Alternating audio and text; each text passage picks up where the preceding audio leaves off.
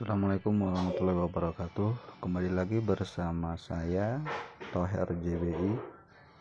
Baik, kali ini kita ingin mereview kembali saham-saham yang telah kita review beberapa waktu sebelumnya.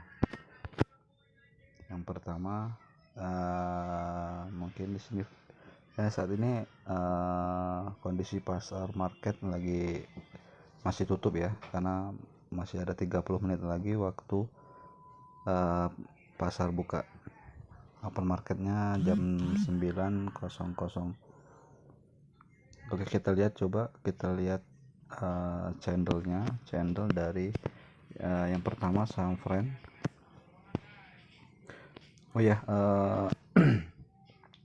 Friend kemarin closing di harga 70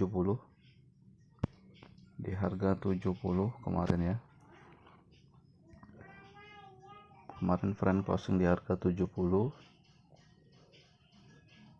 dengan harga open pada hari kemarin adalah di angka 72, tetapi dia tidak kuat untuk naik, yaitu harga opennya yaitu harga tertinggi kemarin. Kemudian longsor turun sampai dengan di harga 69 dan closing membentuk harga di harga 70. Mengapa di sini saya ingin mereview Friends? Baik, di sini kita lihat beberapa news yang ada pada saham Friend. Yang pertama yang membuat saya tertarik pada saham Friend ini, yang pertama untuk yang informasi yang terbaru yaitu seleksi lelang frekuensi 5G Smart Friend peringkat teratas dari Kementerian Komunikasi dan Informatika mengumumkan 3 operator seluler yang telah memenuhi syarat dan lolos seleksi administrasi untuk mendapatkan lisensi pita frekuensi 2,3 GHz pada rentang 2360 sampai dengan 2390 MHz untuk keperluan penyelenggaraan jaringan bergerak alias jaringan 5G di Indonesia. Salah satunya adalah Smart Friend. Tadi samping itu pun juga ada lagi yang menjadi acuan untuk pemilihan saham Friend, yaitu yang saat ini kondisi yang kita ketahui saat ini adalah kondisi masih pandemi dan masih banyak para pekerja yang mengerjakan pekerjaannya dari rumah. Ketiban berkah WFH, pendapatan Smartfren Telkom melonjak 37,55%. Nah itu teman-teman. Di samping itu kita lihat dari sisi finansialnya.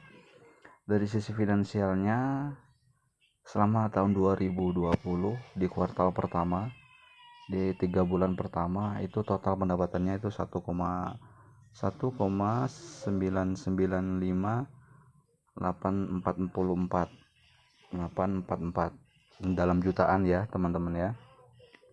Gross profitnya 1,995,844 dengan total asetnya 33 triliun sekian, total utangnya 22 triliun, total modalnya 10,9 triliun. Terus kita lihat di kuartal keduanya terjadi peningkatan total penjualan teman-teman. Dari yang awalnya 1,9 di kuartal kedua naik menjadi 4,302. Begitu juga terhadap total asetnya, itu pun juga naik menjadi 34,769 sekian. Untuk kuartal ketiga itu terjadi peningkatan kembali teman-teman, yaitu total penjualannya 6,845 dengan total asetnya di kuartal ketiga itu 35,8, ya terjadi penaikan. Total utangnya pun 24,879 tetap ya. Total modalnya, total equity-nya 10,983. Nah itulah mungkin yang menjadi hal yang mendasar mengapa saya mencermati saham Friend ini. Memang saat ini memang harganya itu sudah sangat jauh turun Dan untuk plan-plan kedepannya yang seperti yang diberitakan tadi, bahwasannya plan market daripada plan bisnis daripada friend ini, yaitu dia menjadi salah satu provider yang telah mendapatkan persetujuan dari Kominfo untuk penyelenggaraan di frekuensi 5G di Indonesia. Nah, itu teman-teman. Ini kalau dilihat dari historinya, itu dia di bulan Agustus itu tertinggi di 168 dan mencapai titik terendahnya di angka 59 di bulan November, tepatnya di tanggal 16 November 2020 teman-teman. Dan saat ini harga penutupan kemarin itu 70. Nah, itu jika teman-teman ada yang ingin tertarik dengan saham Pren ini, bisa dilakukan pembelian dengan cara mencicil. Boleh masuk saat ini pelan-pelan. Nah, kalau seandainya harga sudah melompat di atas 84, nah itu saya sarankan untuk HK teman-teman ya, untuk HK teman-teman. Kalau untuk saat ini itu bisa diambil dengan cara mencicil ya, mungkin diguyur-guyur dulu, ada 1 juta, ada 3 juta, ada 10 juta, atau mungkin modelnya yang gede ada 100 juta, itu bisa dimasukkan terlebih dahulu untuk pembelian saat ini. Nah, kalau dilihat dari sisi teknikalnya, ini memang masih sideways teman-teman, masih sideways. Ini ya, ini nunggu momentum. Ini saya yakin di 2021 ini pasti saham Friend ini akan meloncat, akan breakout di atas 84 teman-teman. Kemudian selanjutnya teman-teman, dari sisi properti teman-teman, di sini ada saham PPRO anak usaha dari PTPP. Oke, ini saat ini harganya 101 teman-teman, harganya 101. Ini yang salah satu juga yang menjadi acuan kita. Itu dari sisi yang pertama yang harus terlebih dahulu kita perhatikan, itu adalah news yang beredar di perusahaan tersebut, sehingga kita memutuskan untuk membeli saham tersebut. Yang pertama di sini, PPRO melunasi utangnya. PPO melunasi utangnya dengan merilis obligasi senilai 300 miliar ya.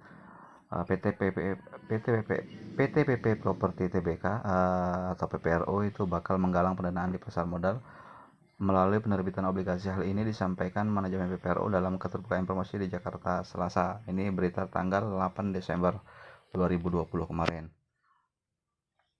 Terus selanjutnya informasi selanjutnya yaitu yakin sektor properti pulih, PTPP Properti itu pacu sejumlah proyek. Emiten BUMN pengembang properti PTPP Properti Tbk memastikan di tengah pandemi COVID-19 perusahaan tetap fokus mengembangkan sejumlah proyek properti. Salah satunya pembangunan kawasan Grand Kamala Lagoon di Bekasi, Jawa Barat. Kami akan tetap berkarya melewati masa pandemi COVID-19 ini dengan menerapkan protokol kesehatan di seluruh proyek pembangunan mal dan hotel, serta mendukung peraturan pembatasan sosial berskala besar transisi, kata Direktur Utama PTPP Properti Tbk Sinurlinda Gustina mengutip antara Rabu 16 Desember 2020. Nah, itu teman-teman. Terus selanjutnya ini ada berita PTP Properti fokus kembangan kawasan baru di Bekasi yang tadi, yang GKL tadi yang di Lagon. Nah, habis itu, ini yang menyebabkan salah satunya turun ini teman-teman, saham PTP Properti itu PPRO tunda distribusi obligasi berkelanjutan 2 tahap kedua. Nah, ini yang menyebabkan ada penurunan di harga PTPP Properti atau PPRO ini. Nah, di sini kan bisa dilihat teman-teman, harga tertingginya itu di tanggal 8 Desember itu mencapai 128 setelah berhasil breakout di tanggal berapa ini.